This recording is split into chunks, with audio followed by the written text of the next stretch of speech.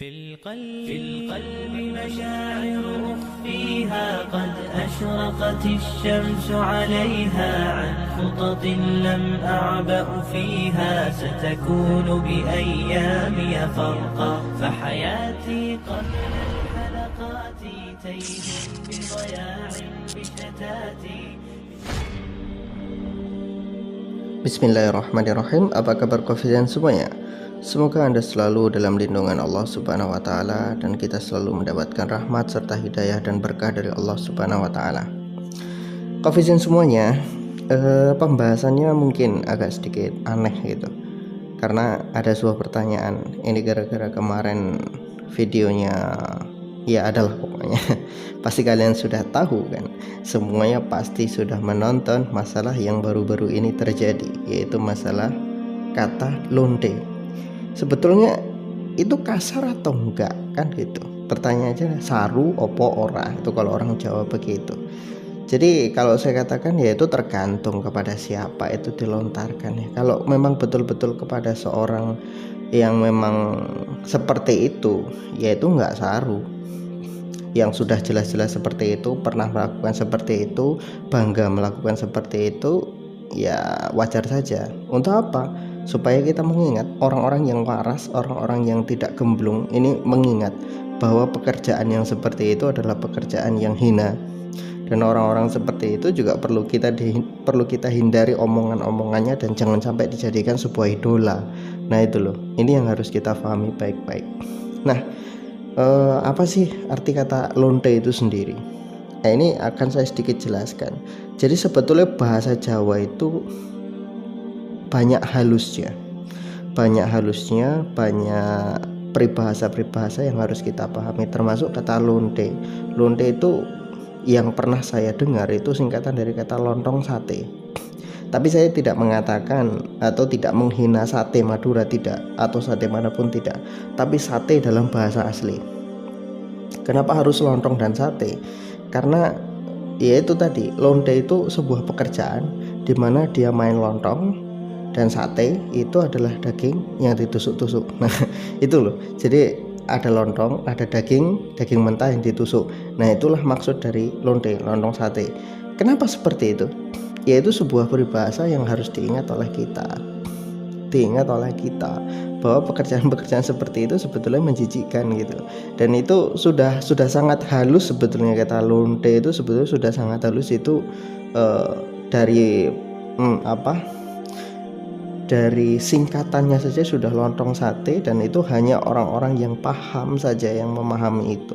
Anak kecil kan nggak tahu seharusnya.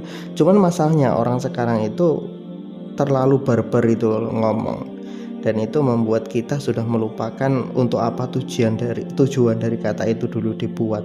Itu supaya anak-anak kecil itu nggak berpikiran yang jauh, berpikiran jorok dan lain sebagainya.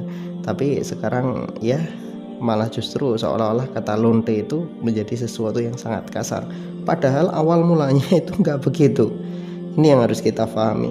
Nah, untuk kasus yang barusan terjadi itu tentang masalah lonte tadi itu, kita tuh kalau punya masalah, istilahnya gitu, orang yang menghina seorang ulama, orang biasa, ya sebut saja tadi ada lonte yang misalkan dia itu menghina ulama.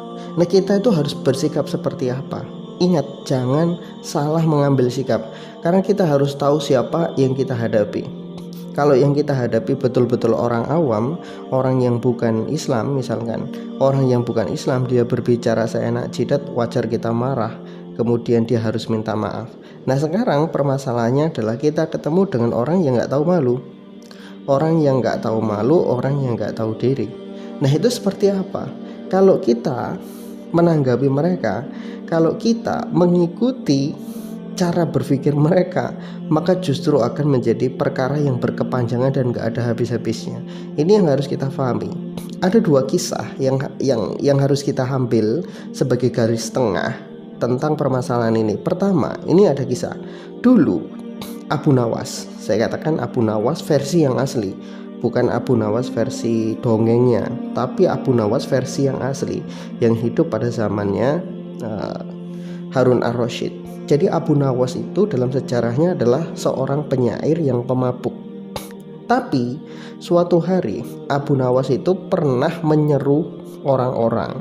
Jadi dia mabuk bersama dengan teman-temannya yang memang penyair pemabuk. Jadi penyair pemabuk itu ya terkenal minum minuman keras itu sudah biasa, dan mereka memang punya grup sendiri.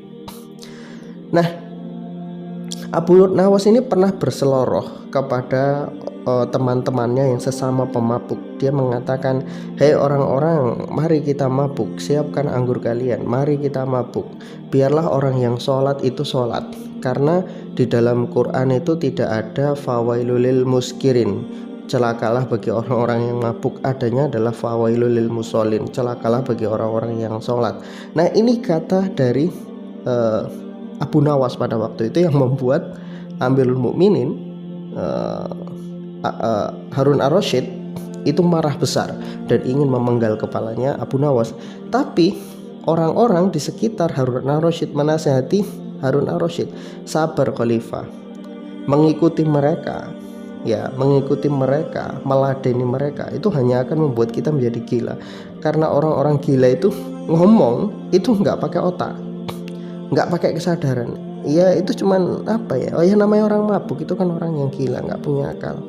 Itu terjadi pada Abu Nawas dan Harun ar-Rasyid. Dan Abu Nawas itu ya kalau yang di dalam versi dongeng itu jauh dari aslinya, karena Abu Nawas itu seorang pemabuk. Jadi seumur hidupnya pemabuk, dia bertaubat itu di akhir kehidupannya. Jadi di akhir kehidupan itulah Abu Nawas kemudian bertaubat. Itu sudah mau mati ya istilahnya, di akhir kehidupannya sudah menjelang tua dia baru sadar. Bukan sadar sebetulnya, dia sebetulnya sudah lama tahu kesadarannya bahwa hal itu nggak benar. Cuman ya itu tadi, Allah kasih kesempatan dia hidup sampai dia bertaubat. Nah di akhir hayatnya itulah dia menciptakan puisi, menciptakan syair Abu Nawas, ilahilas tulil firdausil a'la wala aqwa ala naril jahim. Itu adalah salah satu puisi yang dibuat oleh Abu Nawas di akhir hayatnya sebagai bentuk taubatnya dia kepada Allah Subhanahu wa taala, karena di masa mudanya dia dulu suka untuk berbuat maksiat, terutama masalah mabuk, sehingga ketika dia bertaubat dia ciptakan syair yang dimana syair itu adalah minta pengampunan Allah Subhanahu wa taala. Ini sejarah Abu Nawas. Jadi seperti itu. Jadi dalam menghadapi seorang Abu Nawas yang dia sudah terkenal sebagai seorang pemabuk, sebagai penyair, seperti apa yang dilakukan Harun ar-Rasyid? Dilakukan Harun ar-Rasyid tidak terlalu menggubris omongan yang dilontarkan oleh Abu Nawas. Karena apa? Karena beliau tahu para ulama di sekitar Harun ar-Rasyid paham, meladeni orang gila ya sama-sama gila. Itu saja. Nah ini kembali kepada lonte tadi itu. Ya kita meladeni omongannya lonte ya kita akan tahu sendiri akibatnya. Nggak akan selesai, justru akan berkepanjangan. Ini kan justru nggak selesai-selesai. Apakah si lonte minta maaf? Kan nggak.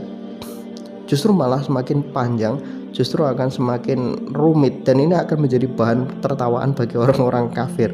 Nah ini satu hikmahnya. Makanya satu hikmah yang harus kita petik. Atau kisah yang kedua itu tentang sahabat Nabi Muhammad SAW, Sa'ad bin Abi Waqqas. Ini juga bisa kita ambil, di mana Sa'ad bin Abi Waqqas pernah difitnah oleh tetangganya, yang notabene tetangga ini perempuan itu mulutnya luar biasa, difitnah. Jadi Sa'ad bin Abi Waqqas difitnah. Kemudian para tetangganya mengadu kepada Sa'ad bin Abi Waqqas. Maka kemudian Sa'ad bin Abi Waqqas berkata, demi Allah, kalau memang yang dia katakan itu benar, maka biarlah Allah yang menghukum aku, mengazab aku. Tapi kalau yang dikatakan itu adalah fitnah kepadaku, maka semoga Allah yang melaknatnya dan dia mati dalam keadaan hina. Dan akhirnya apa? Allah Subhanahu wa taala butakan wanita tersebut. Wanita itu dibutakan oleh Allah Subhanahu wa taala dan dia mati dalam keadaan kecemplung sumur. Nah, ini ada kisahnya. Dia mati dalam kecemplung sumur. Ini adalah salah satu sikap ketika bertemu dengan orang yang memang kalau diladeni nggak akan pernah rampung masalahnya. Kenapa? Ya memang seperti itu. Nah yang menjadi pertanyaan kan itu. Jadi kalau kita itu lihat, kita marah ketika ulama dihina, wajar. Saya sendiri marah itu ketika ulama dihina. Tapi kita juga harus tahu gitu, yang menghina itu siapa dan orang yang seperti apa gitu. Ya, orang seperti apa, kira-kira buntutnya bakalan panjang atau tidak. Nah, ini yang harus kita pikirkan juga. Kalau buntutnya bakalan panjang, lebih baik kita hindari untuk apa? Untuk mempermasalahkan hal seperti itu. Apalagi sampai menggunakan kata-kata yang bisa memancing komentar publik. Nah, ini tadi kita katakan ya, kata lonte tadi memang nggak salah dan itu nggak kasar, tetapi publik Indonesia ini kan kadang mudah untuk digiring dalam opini-opini yang berbalik, yang benar jadi salah, yang salah jadi benar. Nah, inilah mungkin ada dua sikap di masa lalu yang bisa kita ambil dalam masalah ini. Kita tidak terlalu menanggapi itu sebagai sesuatu yang sangat serius karena kita paham orang-orang yang gila, ya kita menanggapi orang gila, kita ikutan gila. Atau yang kedua, cukup kita doakan dia. Itu saja. Wallahu a'lam bishawab. Semoga bermanfaat.